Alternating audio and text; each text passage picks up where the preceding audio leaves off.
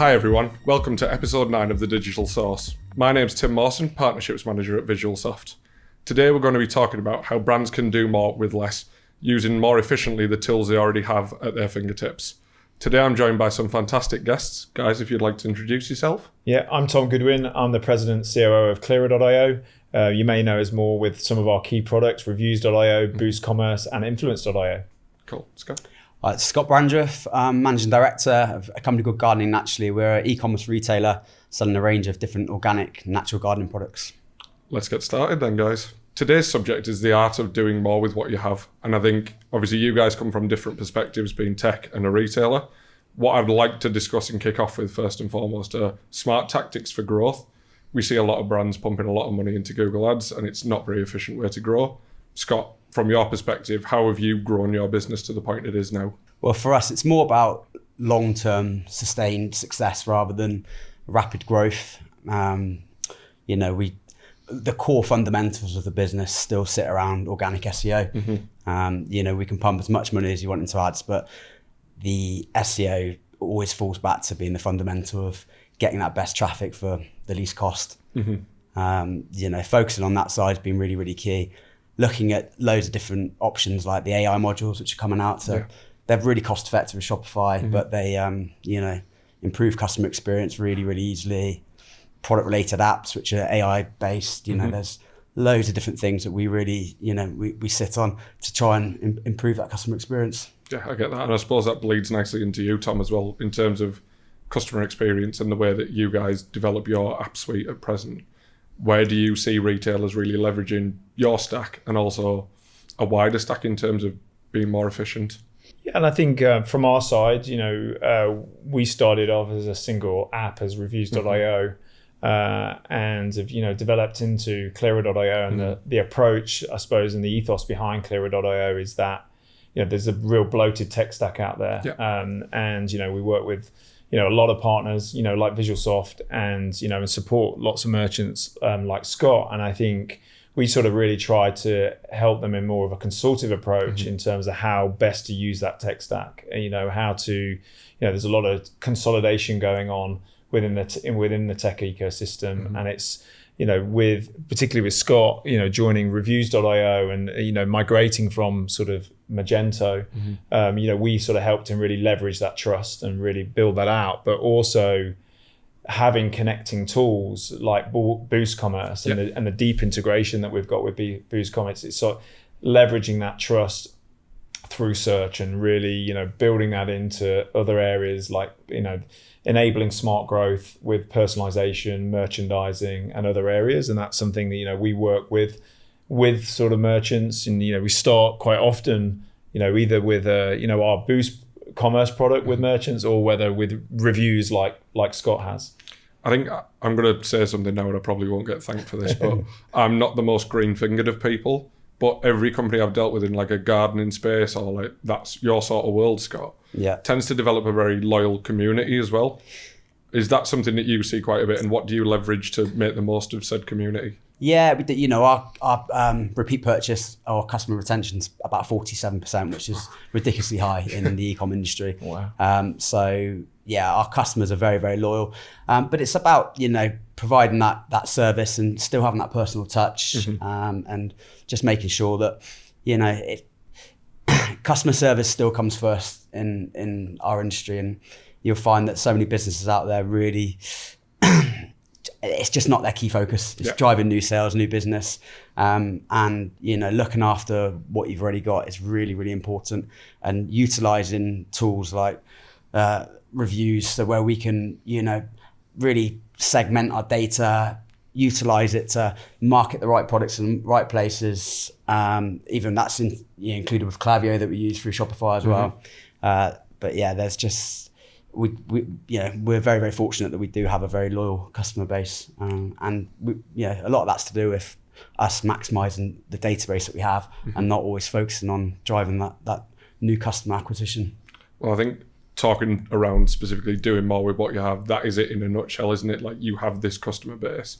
If you speak to them in the way they appreciate being spoken to and their specific language, you're likely to retain, which is again more cost effective than going out and acquiring new. And pumping money into Google's back pocket every day. So yeah, completely makes sense.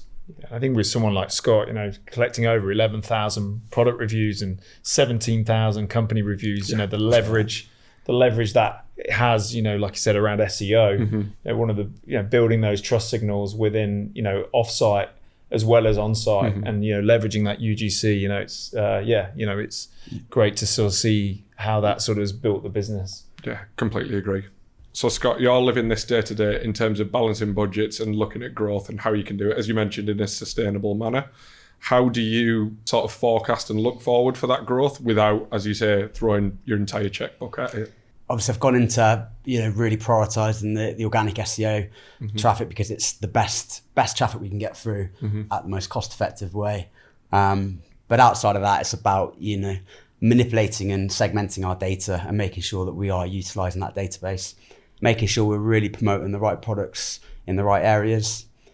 We use the integration with reviews with Klaviyo for even going one step further for positive reviews that we get through the reviews.io into Klaviyo. Okay. We'll set up a flow. Anyone who's got a Gmail account, we can then target them to promote us on for Google reviews. And it just helps our overall brand of authority, which really gives buyers the confidence that we're a authentic, genuine, well-established company. I think that's the thing as well. I think the amount of brands that I've worked with personally, where you look at the online reviews and the UGC element as what's being pushed, some people do often neglect the Google side of things in particular. Yeah. So again, it's nice to hear that you've taken that approach. And this leads me nicely into you, Tom, around, we wanted to hear from your side, obviously working with a vast array of brands.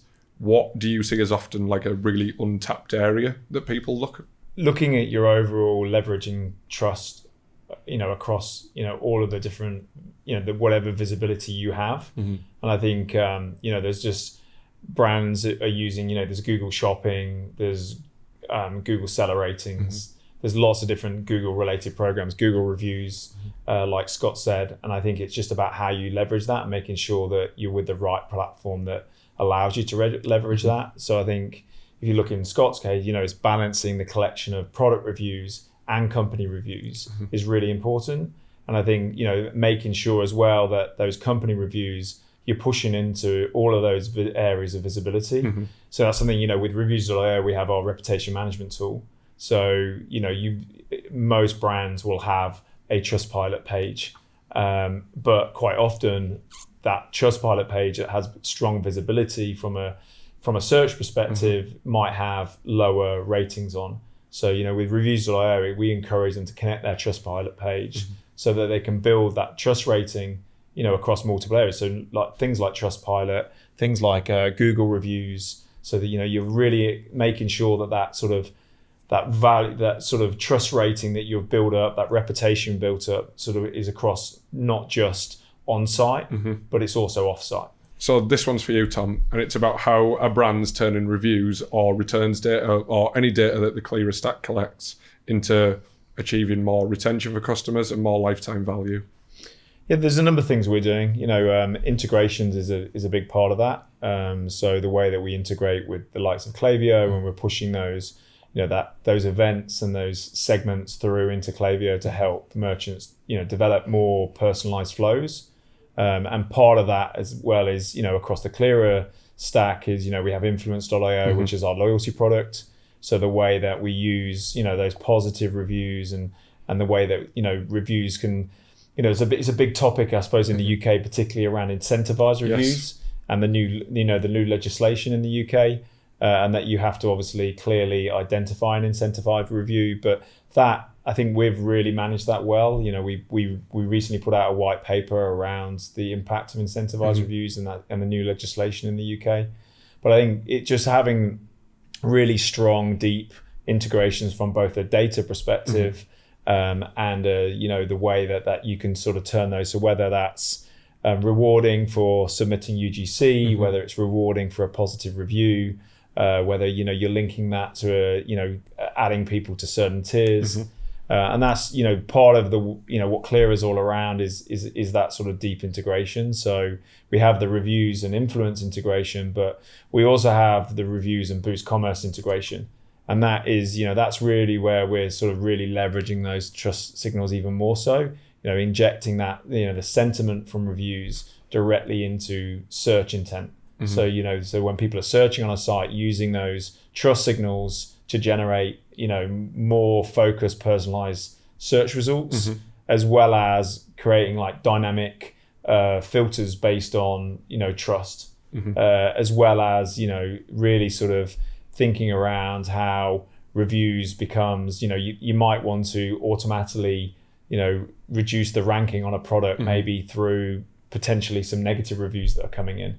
But I think that connected stack becomes like really important, and that's something that we sort of help through our customer success teams and that sort of consultative approach that we have as a business. I completely agree, and it's something we hear from a number of retailers is where they may have a disconnected stack, or they may have 2 or 3 tools that potentially cross over quite a bit. And we are going to come on to the subject area of AI quite shortly, but people look into the AI lens of going, how can I wire these tools together? What connected experience does this give me?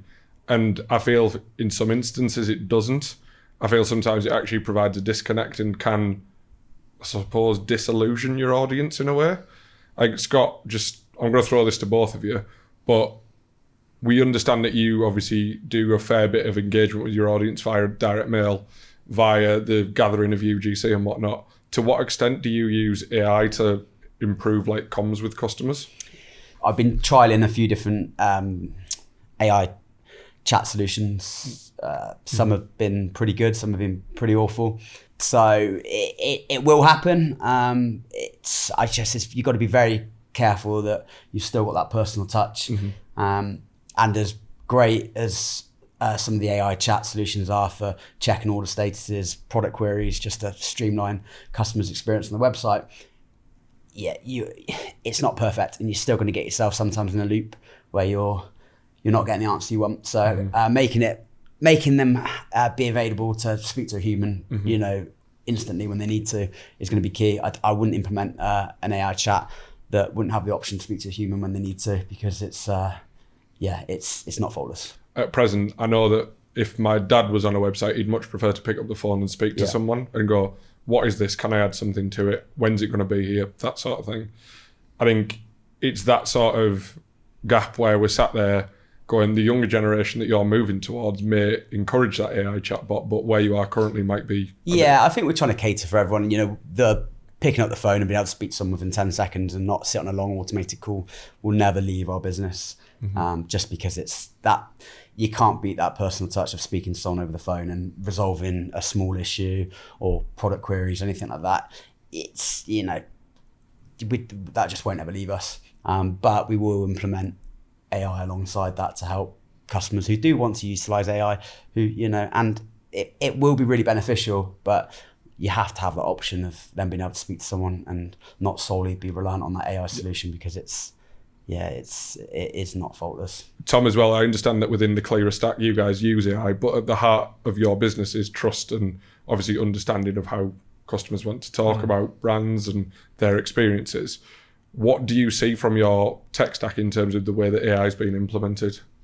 Yeah, I think AI is incredibly important in terms of the use of it, but I think it's around how it can sort of support and interact. And I think if you think about the different tools that we've developed, I think from a reviews.io perspective is you've got merchants like Scott, who've collected a phenomenal amount of reviews that is amazing, and you want to add that massive personal touch to being able to reply to them all. But that, like I said, 11,000 product reviews, 17,000 company reviews, that's a lot of reviews to reply to. So we're developing tools like AI replies that allows the ability in the tone of the merchant to be able to quickly be able to provide a personal response, but, in a more, a streamlined way, in a quick way of doing it. So that's one area. And then that's sort of a tool to help the merchants. And then, we're implementing AI a lot around, fake and spam reviews. Got you. So that's something, again, our merchants see the challenges with, it's with all these bots out there and disruption within sort of what's happening with sort of the, AI search and various areas. is how do we identify sort of fake reviews, and stop that sort of destroying the brand of a merchant. So that's a big area that, again, very much behind the scenes, but huge investment in that side. And then sort of from a front end perspective for merchants is, that end, when you go onto a product page and there's, thousands and thousands of reviews there, or hundreds and hundreds of reviews, how do I really summarize, how do I understand the overall sentiment of that product? And so building in that like AI summaries, but building in a way that it really looks at the sentiment of every review. It's not just summarize, it's not just your typical ChatGPT summarize and it like, it hallucinates and gives you a summary that makes no sense whatsoever. It is actually looking at the sentiment within the reviews and providing, really that sort of insights for the buyer and doing that as quickly as possible. So they're, certainly on the review side, in terms of like the development we're doing in other areas of the business, on Boost Commerce, we were very early innovators from an AI perspective. We've built a phenomenal AI search ability, personalisation, in terms of bundling and merchandising, being able to look at that way. But yeah, it's something we can't miss, and there's lots more to discuss, Tim. But there's we could be here all day. It doesn't stop, does it? I think the big thing for me as well is I use the review summaries when I'm shopping for somebody else. Say Christmas is coming up or like a birthday or whatever. I'll be sat there and I'll be going, I don't really know what I'm looking for here or what makes this product good. And those review summaries really speak out and go, actually, it's really high quality. It does what I need it to do. I use it for this. And it takes a weight off my shoulders because I'm not sat there going, oh, I bought the wrong one again. There we go. It's like even looking at the related products, there's a lot of manual intervention. We were selecting what products were right for the customers. After moving over to Shopify and obviously realizing that AI now does that for us, it's quite clear that AI does that better than us as humans, because it's really, really had a big impact on our average basket total. Has gone up by £6. That's it's about £30 usually. It's gone up to it's quite a big difference. When you're doing 60 odd thousand orders. So it makes a good difference. And also we're selling the right products. These complementary products that are being added are what people want and need. Sometimes they may struggle to find them previously, or didn't realise they actually needed them until it's just gently put in front of them. So discoverability is one of those invisible like make or break areas that we see retailers discuss quite a bit. How does somebody get from A to Z on your website to find the product, or even prior to the website when they're on Google, TikTok, wherever? I think I'd be interested to hear from you specifically, Tom, around this, because your tool suite again touches on such a wide area from off-site to on-site and that full discovery process for a consumer. What do you see as key areas that people could improve upon? I think it's a connected tech stack is one, and that's sort of in a number of different ways. So I think if you sort of look at reviews, for example, making sure that the discoverability of products is enhanced by reviews. So for example, we integrate with TikTok, we integrate with the Shop app, and they're pushing those trust signals through into those platforms.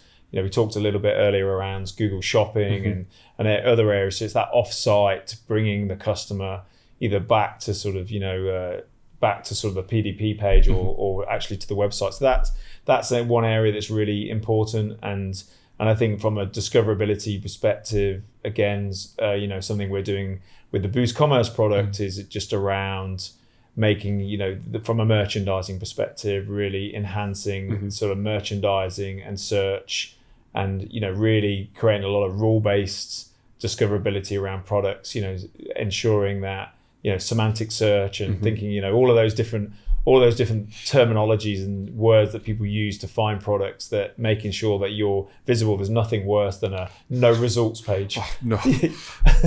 When we're talking about discoverability as well, we can't skip over the fact again that Scott has that volume of reviews sitting about in the online domain, along with that level of UGC. Now, we see brands use UGC in completely different ways, and I'd be really keen to understand what you do with your UGC specifically, Scott. We bring in our UGC content from a variety of different places. Influencers are a big part for us. Great exposure, quick exposure for our products, and they're shown in a different light. So it's, influencers using the products where they're doing tutorials, or they're, just actually using the product. It installs a different aspect of trust rather than a customer sat looking at a product purely on your website on the product page. We also use the Reviews.io invitations to ask our customers to provide us with photos, videos. So the media we get back from our customers is unreal, and it's such rich content. It's all of our products in use. It's better imagery than what we can do. It saves money on photography for us, and it's such good data. We run an annual photo competition where our customers, we've been doing it for 5 years, so they save the photos up throughout the year, and they'll wait for that email, which usually is about July time when everything's pristine. And we get inundated, and there's nothing better than pulling all those images off reviews, videos, and using those competition photos and actually populating the website with that. It's, customers absolutely love seeing their garden on our website. It's a great way to just makes the customers interactive with what we're doing, and feel engaged with the products. So Tom, this one's for you, and it's about, again, we've touched on it lightly around optimizing product data, and you've mentioned around Boost and the search elements, and when you connect that stack, what it does. But what do you see as like the long-term goal of this? The connected stack provides better data for people to market with. What do you then pull across your tool portfolio, if you don't mind me asking? Yeah, I mean, we sort of, I think, review data, search data, it's this real sort of grounding layer. Mm-hmm. So, for us, it's really making sure that data becomes available within tools like Klaviyo, like what Scott's using. Mm-hmm. Whether it's adding that sort of dynamic UGC feed into Klaviyo, so that that sort of rich content that mm-hmm. Scott was talking about from sort of his sort of influencers, that he can include that within sort of dynamic mm-hmm. flows within Klaviyo. So whether that's abandoned cart emails and adding a picture, a nice sort of UGC into that abandoned cart to sort of give people that FOMO effect. Mm-hmm. I think that's the thing, isn't it? Like, we can talk all day about how people integrate a tech stack, but at the end of the day, simplicity is key for people to get that up and running and get that featured, like you've mentioned there about Scott's UGC and Klaviyo campaigns. If that was a task where he had to go and code it himself, no, I'm not saying you couldn't do that, Scott, but I'm saying it's a lot more effort, isn't it? So Tom, Shopify Plus has become such a, I suppose, core growth engine for a number of businesses, and obviously you are an app partner of Shopify. What do you think makes it such a scalable tool out there? It's just, it's enabled people just to be able to grow, to be able to go from being a sort of, the kitchen mm-hmm. table to being, these global brands. Mm-hmm. And I think, from us as a technology partner, we help people, from the smallest merchants mm-hmm. all the way through. And we've got some incredible stories of, our own merchants that over the last 10 years mm-hmm. of developing on Shopify, and with over sort of 36,000 merchants mm-hmm. on Shopify across our tech ecosystem. It's there's just so many amazing sort of opportunities, and I think for us, our mix, if you look at our net new logos coming into the business, mm-hmm. it's incredible in terms of the how much of that's changed, certainly in the last 4 years. I get that, and I think this would be interesting to get your perspective on as well, Scott. We've talked a lot around connected stacks and understanding why people move to Shopify to make this all sing together. From your sort of standpoint, what do you see as the core driver for working on Shopify? Well, we only moved our main site over to Shopify last January. It was a long overdue move from Magento. And I've built a few smaller sites on Shopify within the previous years mm-hmm. from new sites, but migrating all our data and content over was a relatively big move, but from someone who's got limited coding knowledge and basic HTML knowledge, I built a whole website in 4 to 6 weeks for Shopify. We've got 15 plus third-party applications, mm-hmm. reviews, Klaviyo. I manage independently all the apps. Mm-hmm. I've set all the integration up. It isn't rocket science, Shopify is a very, very simple platform to use. I think that's it. It was built out of that need for entrepreneurship as well, wasn't it? About people like Tom described. Gymshark was set up in like a garage or something like that, wasn't it? And obviously look where it is today. I think that is the beauty of it as well. And that's another interesting point that I want to lean into with the both of you, is around the opportunity in Shopify in terms of like tech that exists and maybe tech that could exist to help your business develop. So I'll start with you first on this, Scott, around, do you see any glaring gaps on Shopify in terms of like tech stack that could be improved upon? Not massively. I think there's a lot of movement still to be made on the affiliate programs and integrations. There's still a lot of scope to grow for us and for the technology from my view of what I've experienced so far. But it's just going to be about embracing all the new AI features which are coming out daily, and sieving out the ones that you really need to be concentrating on and the ones that are not really worth your time. If you don't embrace the AI, you're going to get left behind, and unfortunately your business is just going to become uncompetitive. So it's keeping up to date with all the new release notes, all the new apps, and making sure that we're at the forefront of any worthwhile AI apps that are out there. Got you. And I'll throw that question back to you, Tom, around, as you say, where do you see the ecosystem going? Look, I think Shopify provide a phenomenal tool to get merchants started, but I think for the opportunity for us as a tech partner of Shopify is the connectivity of it, and to really make advanced tools made simple in a way, because there is a limit to the Shopify platform, but for us, Shopify has been able to commoditize a lot of products within their ecosystem. If you think of the way that they've developed, and we could probably name a few apps together who were key functions of Shopify that every merchant had as an app on their site, which have now been completely commoditized by Shopify and are no longer in the app ecosystem. So from our perspective, it's really making sure that deep partnership's there, and making sure that we're thinking 10, 20 steps ahead of where Shopify is moving. Really proud of the roadmap that we have at Clearer.io for the next at least 12 months, and in terms of it's going to really complement the amazing tools that Shopify offer, but offer the advanced tools that merchants need to survive in this ever-changing world. We've not even touched on instant cart and sort of ChatGPT and all the crazy things that are happening now in terms of, if you look at the way search is moving. I don't know about you, but I still use Google to do my search, but ask my children, they do everything within ChatGPT. They search everything within ChatGPT. That's something that we're really making sure we're being part of, that movement, and supporting that within the Shopify ecosystem. I think I like this as well because, again, Scott, you touched on how SEO is so big for you, and we talked there about how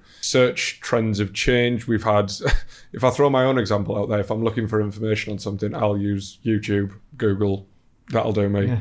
But the younger people in the office will use TikTok, they will use ChatGPT. Are you gearing up for that side of things as well? Yeah, and you've got to make sure your content's rich. Questions and answers are quite key as well for, people aren't using search engines like they used to. They're asking questions and getting answers. So to really help ranking for our organic traffic is, making sure that we've got rich, correct questions and answers, and the content is right on each product page to really help us rank as well as we can through the new changes that are coming in with all the search engines. And 6 months time, it's all going to be different. So you just got to keep up with what's going on, different trends, and making sure that the forefront of there's as much as you can do, really. So Scott, we've touched on this already around how you have a pretty loyal customer base. Was there a point in time when you switched your mentality from attracting new customers to the retention piece? Yeah, really, it probably happened with the main move of going to Shopify. We've always analysed our data and segmented it, but it's always been a bit clunky before we moved. With the integrations of Reviews, Klaviyo, and others, it's the analytical side that we get from within the platform of Shopify alone is huge for us to easily digest the data and make really informed, quick business decisions on allowing us to market the right products in front of the right people, and tailoring emails, setting up loads of different flows, really to make that personalization of what we're promoting to who, at the forefront of what we do with that existing database, maximizing the customers you already have, and ensuring that you're offering a top level of service still to your loyal customers is absolutely paramount in everything we do. I think just to sort of cut across, obviously, Tom, you work with many thousands of brands globally. What separates the brands that are surviving versus the ones that are thriving in the current climate? I think, embracing the tools that they have, as in, Shopify, as a platform. I think really thinking about that sort of connected, you mentioned earlier around unified commerce, it's really that connected stack, and, eliminating sort of the bloated stack as such. I think there is a little bit of, I've always had this app, so I've had it in my, and there's apps out there that, we see so many merchants using multiple apps that Shopify fixes that problem, and so the challenge is when you sort of go to more of a consolidated sort of integrated stack, that only works if you really maximize, the Shopify platform as such. And, so for those merchants that have gone through that period of really embracing the Shopify ecosystem, reducing that bloated sort of stack, and then really focusing on the integrated stack, and something that our customer success team works really, really closely with our merchants with. It's as we sort of land and expand our sort of product range, whether they come in on our reviews product or whether they come on the Boost product or the influence product, well, from a loyalty perspective, that's really where we're seeing sort of merchants really thrive, and then working with them really closely to maximize their Klaviyo integrations and really that sort of data side, so that they're really creating that personalized journey for their for their customers. So Scott, I'm going to come to you for this from a retail lens. If you were to give one piece of advice to a fellow retailer out there about making the most of what they currently have, what would it be?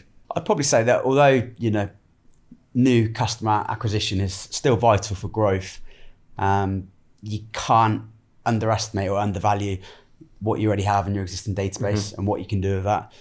And utilizing that database is probably the most cost-effective, profitable way of creating sales. And ultimately it means your business will hopefully still be here in 5, 10, 20 years time. Perfect. Tom, over to you. I would say, I think, the consolidation, we talk a lot around tech consolidation. And I think sometimes, that sort of bloated stack, that tech consolidation is sometimes driven by cost saving. And I would say, the biggest advice I would give people is, when you look at that, this is just around how you sort of think about that from a future perspective. And I would say when you look at, the apps that you're using, really understanding sort of the roadmap that those apps have got ahead, and does that meet the future needs of the future changes that we're seeing within the ecosystem. And I think it's working with partners that can provide you that sort of honest sort of visibility of and a key understanding of what the future holds. And I think it's aligning that with what they're trying to achieve. Yeah, you really got to make sure you're maximizing all the apps that you have. It's I know I said earlier that we had 15 third-party apps. Some of them are very minor, Microsoft Clarity, bits and pieces like that. We try and consolidate and limit as many apps as possible. And also, working with the likes of reviews, it's feature rich, and you need to make sure you are really maximizing all the benefits of the apps you're using, because otherwise you've got bits and pieces all over the place and nothing's ever done efficiently. And that's the key, isn't it? We're all after efficient growth. Yeah. Well, gents, I think that just about wraps us up for today. Thank you very much for joining us. Thanks very much. Thanks a lot, Tim. Visualsoft's been a fantastic partner of ours for over 10 years. So, Thank you for the invitation, sir. He saved that till the end, didn't he?